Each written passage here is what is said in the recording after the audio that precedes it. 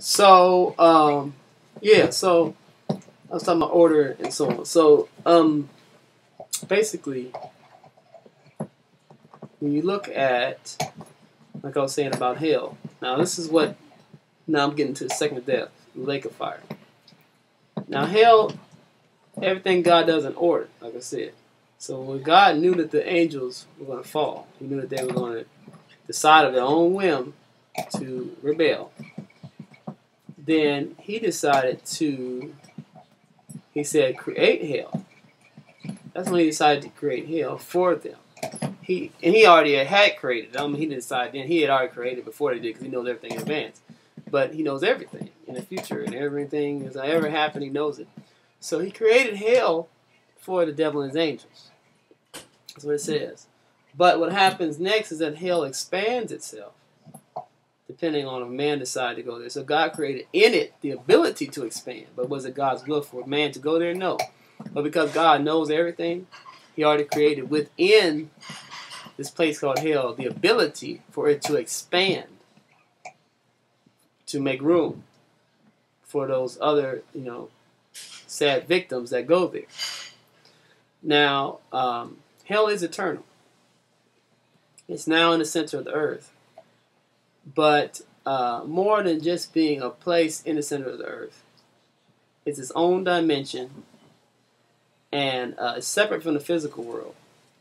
It is, and right now there's actually a barrier that locks hell, separates the two, which will be opened at one time. Hell is not the final resting place, though, for all those who are sinners. The final place, and not resting, I don't mean resting, I mean they don't have any rest, but the final place of torment is the lake of fire. What is this lake of fire? I believe the lake of fire is the unbridled glory of God, God's presence Himself. And when people are taken to the white throne judgment, where God does not decide if they should go to hell or not, because they've already been in hell, but where God reveals to them and finally explains to them clearly why they're going to hell, because God is fair. He shows them their sins. He shows them what they did. He convicts them of their sin. And then He shows them, you denied Jesus Christ. I came as a man. I did everything for you. So you didn't have to go to hell. So you have no excuse. Then He's going to send them to the lake of fire. After He shows them in detail what they did. And every time they did it in their life.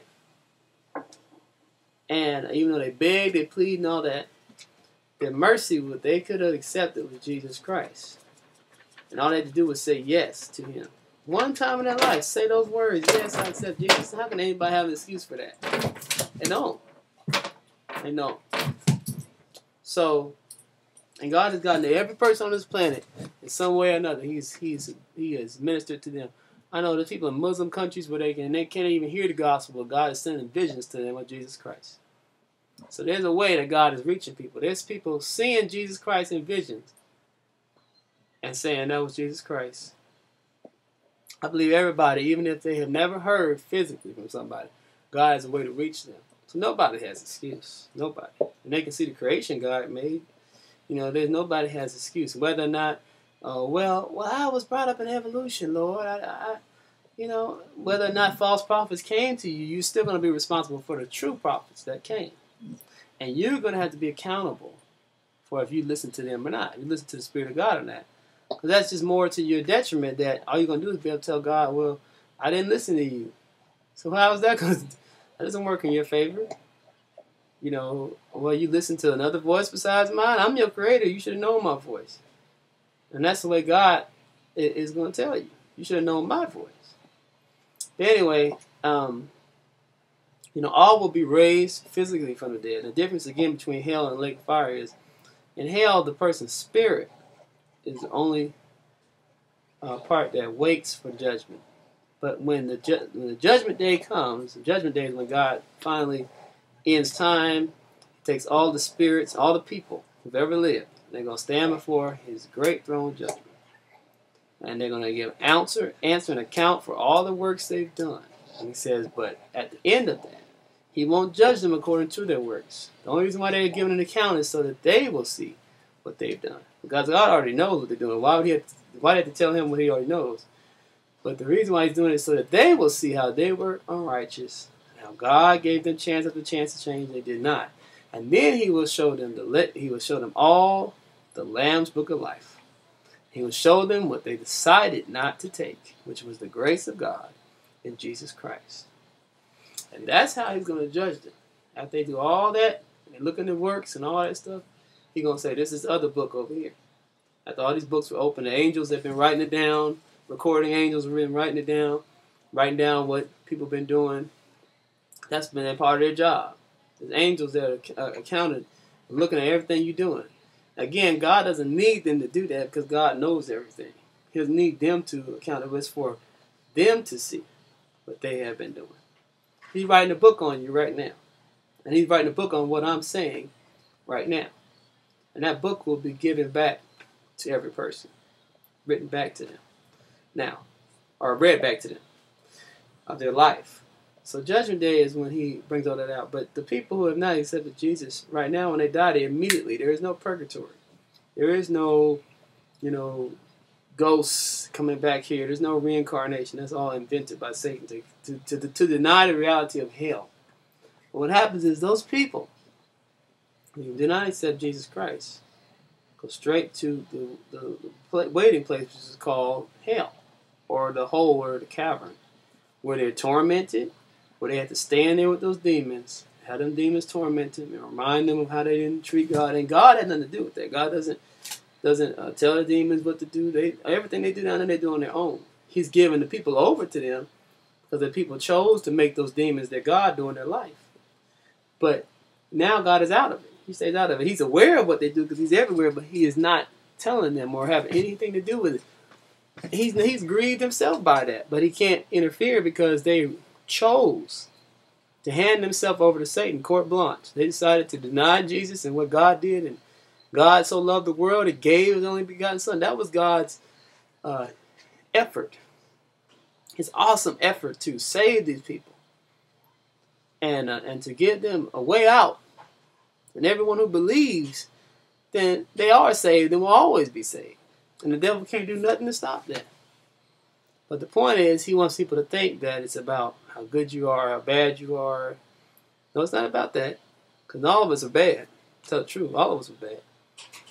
But it's about him deciding to love us.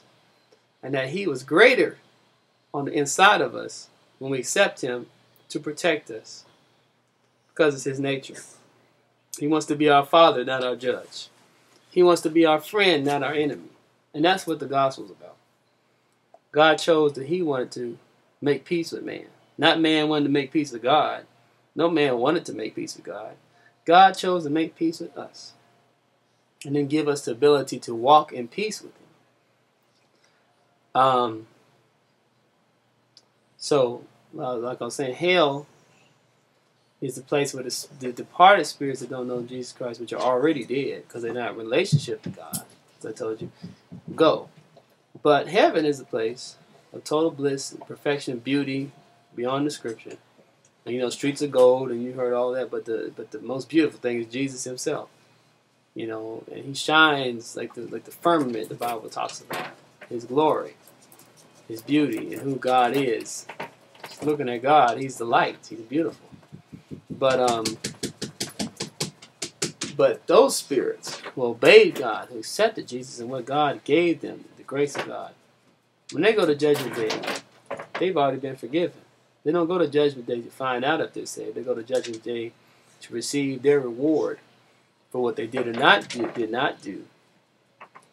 And thankfulness to God, depending on that. And that depends on how they're going to live in heaven, what kind of house they're going to have and all of that in heaven. But they'll never see hell. They'll never go to hell. They'll never experience any of that because Jesus paid for them. And they wait in heaven until God recreates the earth. And then he is going to take them from heaven, put them back in their physical bodies, resurrect these bodies. And they'll stand before the judgment seat. The people that are in heaven right now will stand for the judgment seat of God and for judgment seat of Christ. Judgment seat of Christ.